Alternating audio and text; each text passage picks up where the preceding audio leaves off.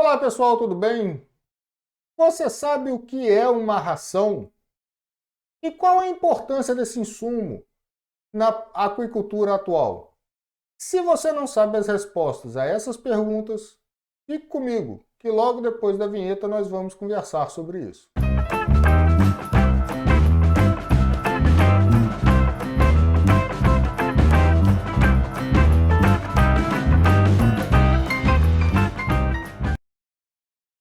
Então, tudo bem? Eu gostaria de lembrar para vocês que a aquicultura ela é uma atividade zootécnica. Portanto, como toda atividade zootécnica, muitos dos conceitos que são utilizados nessa atividade estão intrinsecamente ligados com o desenvolvimento da atividade e da ciência da zootecnia.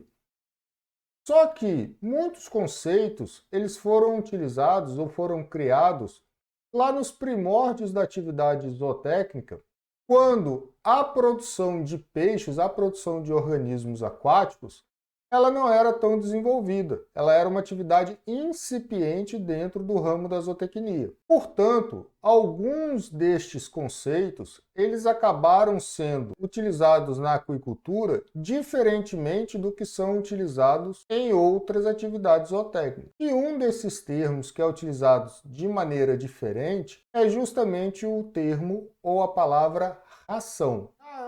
Na zootecnia, é considerado ração todos os alimentos que um animal consome num período de 24 horas. Então, percebam que esse conceito de ração que é utilizado na zootecnia é diferente desse conceito que está alicerçado, já plenamente difundido na aquicultura, de ser aquele alimento que vai ser comprado, por exemplo, numa loja ou é fornecido pelas integradoras ou pelas fábricas. Quando o conjunto de dietas que compõe essa ração ele é fornecido de maneira equilibrada a atender às exigências nutricionais dos animais, então a gente chama essa ração, ou seja, esse conjunto de alimentos consumidos no período de 24 horas, de uma ração balanceada. Professor, fiquei confuso.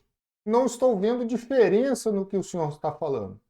Então eu vou dar um exemplo para vocês agora. Vocês podem ver um aquário com a água completamente cristalina. Neste caso, a única fonte de alimento para esses animais vai ser o alimento industrializado que vai ser comprado lá nas lojas agropecuárias. Neste caso, o conceito de ração e de dieta ele vai ser único, porque a única fonte de alimento num período de 24 horas para esses peixes vai ser aquele alimento que vai ser fornecido pelo seu proprietário. Percebe? Agora, aqui na minha direita, vocês têm uma imagem de um viveiro de aquicultura. Então, imagine nesse viveiro, onde tem a presença de alimento natural, como fitoplâncton, como zooplâncton, como bentos, como insetos. Esse viveiro sendo cultivado por uma espécie, sendo cultivado com uma espécie filtradora, como por exemplo a tilápia. Mesmo o proprietário jogando, né, o que a gente chama popularmente de ração na água, você pode dizer que a única coisa que ela comeu num período de 24 horas foi aquilo que foi adicionado no ambiente de cultivo pelo aquicultor? Provavelmente não. Porque a tilápia, em ambiente selvagem, ela é já uma espécie que consome o alimento natural. Então, o alimento natural, ele também vai fazer parte da ração.